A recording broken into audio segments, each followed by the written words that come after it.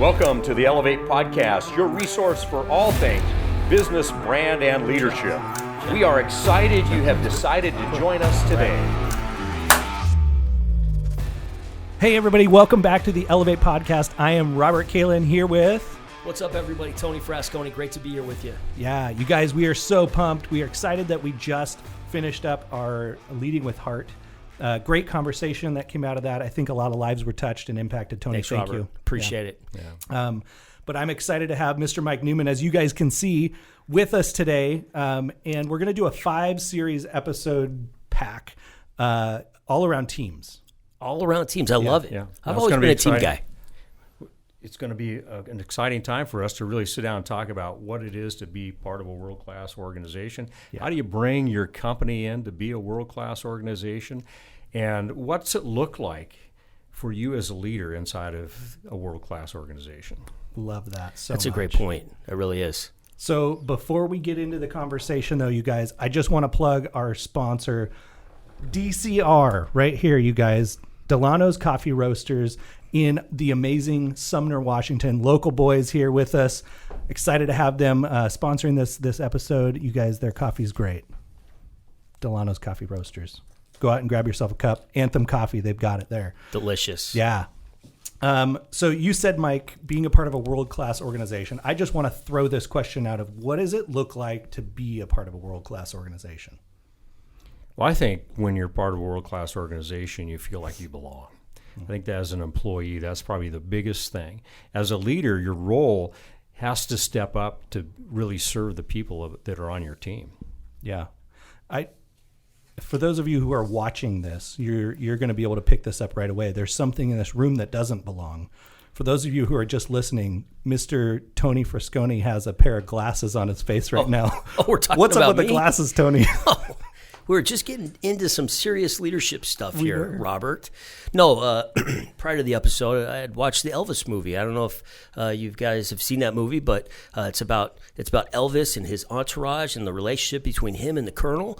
And I thought, man, there was a lot of leadership lessons in that movie. And I must say my inner Elvis started to come out, and I did enjoy a peanut butter and jelly sandwich on the way here. I was going to say, it was jelly or banana. That's what I wanted to know. Oh yeah. No, I'm sorry, it was banana. That's awesome. Banana and peanut butter. That's good. Yeah, but the glasses aren't coming off. I'm keeping them on. You're going to wear them the whole time. I don't care. All right, here we go.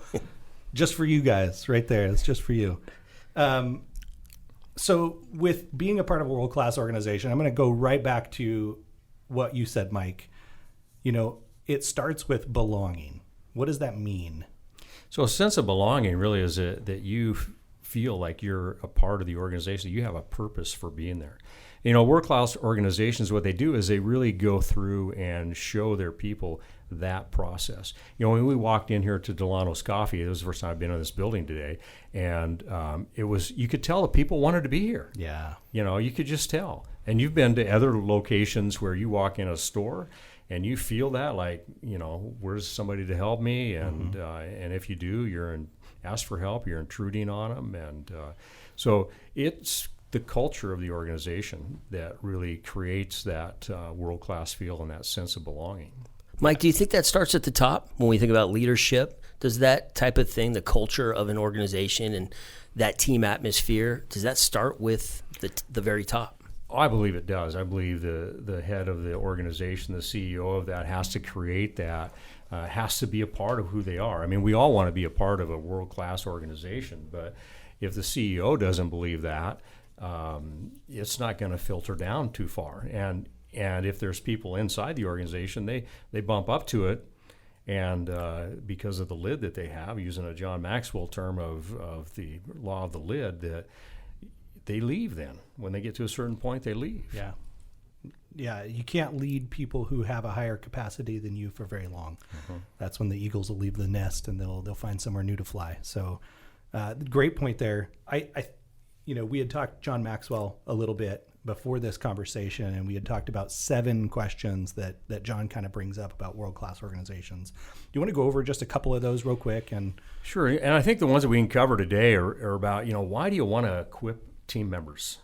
What's the purpose of that? I mean, can't they just show up to work every day and do their job? And then how do you as a leader adopt that team mindset, because many of us come from run our own show, or we've been really successful doing our own thing, and you've got to be able to develop that team mindset. So we'll dive into that one a little bit too. And I think the other one that's really key is, who are the people that you should invest your time in? Because you don't have enough time every day as a leader to invest in your whole team every single day. Right. That's good. So when you're talking about why do I need to equip others, I mean, in a world-class organization, that sense of belonging, really, it's a relational foundation, right? Built on trust. And if for the viewers out there, for people listening to this who want to build a world-class organization, maybe you've started already. We want to affirm that you're doing the right things and you're going in the right direction if that's what you're doing right now. But we also want to help you get there if that's something you want to strive for. So how do we start building a foundation of trust in our teams? Well, and that's, I think, the biggest question that has to be answered is, how do you build trust? You know, Tony and I were having a conversation about some past experiences that we had before we went on air here. And, you know, trust is broken really, really quickly. Mm-hmm.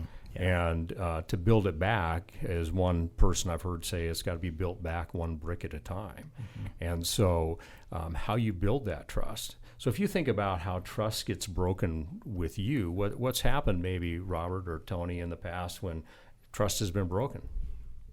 Well, I think credibility.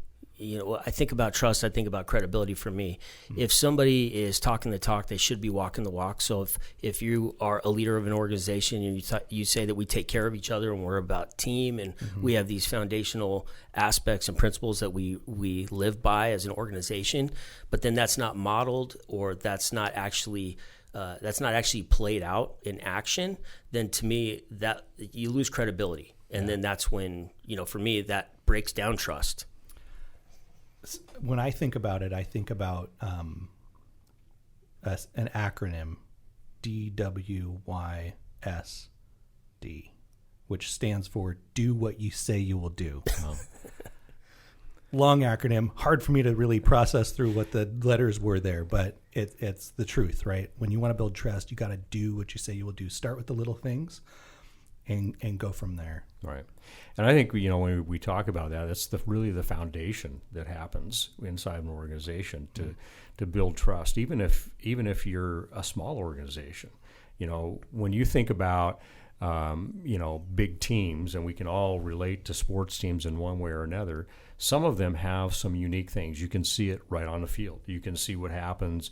You know, if you watch a basketball game or you watch a football game and somebody messes up, you know, has a turnover, fumbles the ball, what does everybody do on the team? You can tell the ones, if you look past and don't listen to the announcers, but look past what the camera view is immediately and look beyond that and see what's happening in the background. You can tell where that team has great trust with each other or not. Yeah, and I think the Super Bowl was a great example of that, right? The Super Bowl just happened a couple of weeks ago. We've got, you know, great examples there of two teams that were just absolutely phenomenal that came together. I think it was probably the best game I've seen in a long time. I'd agree. It was one of the best Super Bowls in my era. Yeah. Yeah, I think sports are such a great example. You know, whether it's football or other sports, you can see the players, you can see the team members on the sidelines that aren't in the game, and you see the coach. You know, you see the leaders of the team and how they interact with the players. There's so many layers that you can really unpack and look at when you think about a sports team. Right. Well, they were specifically talking about, you know, the one guy, I'm going to space on this, but the announcer was talking about how the coach's strategy was to give the guy the ball again when he just made a mistake. Uh-huh. They're talking about that on TV, right? And that's what you're talking about here, is that you're modeling building trust, and this is what we do. And your trust is so far on that team, and I'm talking about the Kansas City Chiefs in the example that you're sharing. At the end of the game, the guy has a chance to score a touchdown. Yeah. And his ego was not in his way, because most professional players, most of us that were watching, were going, why didn't he cross the goal line? There's a little less than 2 minutes left in the game. Yeah. but he goes down, stays in bounds, goes down a yard short on his own. Nobody tackled him to help run the clock down so they'd have the opportunity to kick a field goal and win that game. And so you talk about the trust of a team, they've got the ball in his hands. Is he going to do what they wanted him to, or is he going to let his ego take over and step across the goal line when really what they wanted to do is run the clock down to make sure that the Eagles had no opportunity to go down and score? Right. Yeah, that's so good. And I don't want to, talk too much football and stuff. We got lady viewers out there who love this show too. Might be getting bored there, but they like football too. They do like football too. I shouldn't say that. Yeah. Well, I wanted to ask Mike. You alluded to it a little bit earlier about being your own show and being a solopreneur, if you will. And how do you, when you think about team and leading with the team mindset as you're, running your own show, and how do you do that? So I think when you're talking about that, I think back to I had different people who worked alongside me in the past, and they didn't have a staff under them, and they'd say, "How do I lead when I don't have anybody that's on my team?" And I would stop and say, well, who's really on your team? Who's helping you get these things done? The same thing applies to being a solo entrepreneur, is that it may be you running most of the show, but you're going to get to a point where you've got to rely on some other people. Mm-hmm. Who's going to help you do the billing that you need to do if you're really ramped up and you're not wanting to spend 18 hours a day doing everything? Who can you rely on that's going to help you do other aspects of the work that you do? So as you grow, you got to be thinking about who are those next teammates that you have, and where are your strengths, and what do you need to have along with you? You don't need I don't need another Mike Newman on my team. Yeah. I need somebody that's got a different set of skills than what I have. And you brought up something great, which, I'm thinking back to, my wife and we work together, and there's certain aspects that she's just so skilled at that I'm not. And I have to give her that lead and say, hey, you take the lead on this. And, that's what makes us have a great team and a great working class, world-class organization there. Yeah. Leading as I can imagine being an entrepreneur. And I think in my mind right now, I'm thinking about a general contractor. Okay. And you bid a job, and you need a mason, and you need somebody to do the frame, and you need an electrician, and so you've got these partnerships to, like you said, get the job done, so you don't have to build the entire thing yourself. That's what a general contractor does. So the vendors that you're working with are part of your team almost. So you need good, credible people to be with you. And I think when you look at that, I mean, when you're starting out, maybe the first thing you want is somebody that has a heartbeat that can show up for you. Yeah. Not to steal anything from your previous work, Tony, but you're looking for somebody that can show up and do the job. Yeah. That you can rely on and that's accountable. And that's where we go back to that trust thing. Do you have trust that they're going to show up and do the work? I think when you're talking about all of the subcontractors, they become part of your team. And if they aren't, if your electrician is showing up before your framer's done, you got some problems. And same if the HVAC guy is showing up after the sheetrock's all up, you've got some problems. So you've got to lead that team, even though they're not your employees; they are subcontractors for you, and you're having to pay them, and that gets them there. I think the hardest thing to do is lead a volunteer organization. Yeah. So, we hit a lot on why do we need to equip others? It's building that trust. It's creating that team mindset. But we've only got a couple of minutes left. I really want to hit on who should I equip? That was the second question that you had proposed. I think when we talk about who we should equip, I think that when we look at that, it is thinking about who's on your team and what's the value that they bring to it. So I use in a lot of the different groups that I work with and coach with is that struggle oftentimes of, I don't have enough time to do this. I say, list your people out. You've got 8, list them 8. 1 through 8. Who's your best person? Who's the person that is least experienced or not bringing as much value to the table as somebody else? Then identify those top 3, and are they 3 people that you can see being with you for a longer period of time? If that's the case, then that's who you need to equip. That's who you need to invest your time in. And they can then do the same thing and replicate the model.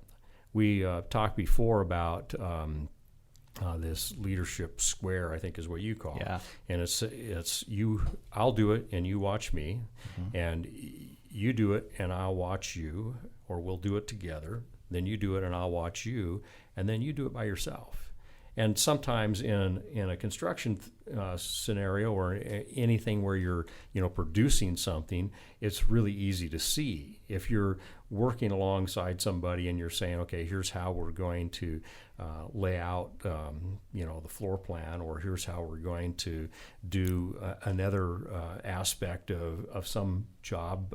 This is how we stock shelves or something. Sure. There's always that showing part, and then if we don't follow that back up with positive feedback or even just feedback about how they're doing, then they begin to wonder. Yeah.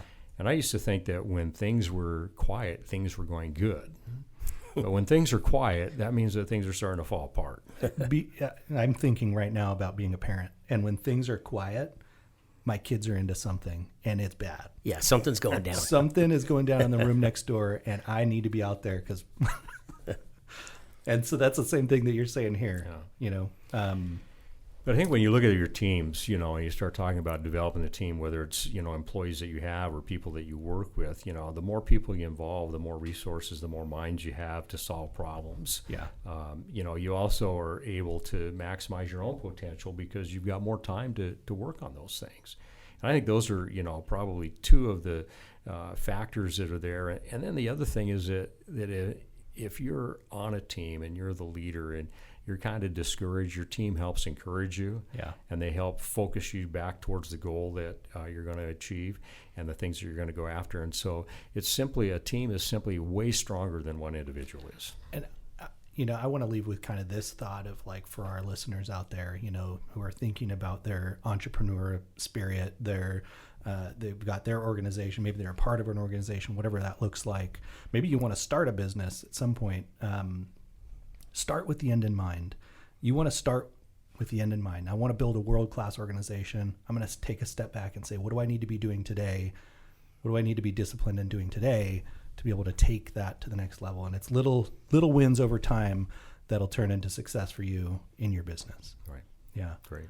Mike, thank you so much for joining us today. You're Excited welcome. to get the next one with you. And we're going to discuss coaching. Yeah, and Mike, where can people find you? I want people to know what you do and what you're about. They can find me at my website at innovationsandleadership.com, or you can follow me on Instagram, Facebook at Michael V. Newman. You got to have that V in there. Otherwise, you'll get the guy that used to be on Baywatch. So. That's awesome. That's right, you guys. Don't go for the guy on Baywatch. Go for the Michael V. Newman. We'll see you on the next one. See you, everybody. All right. Thanks, guys. Take care.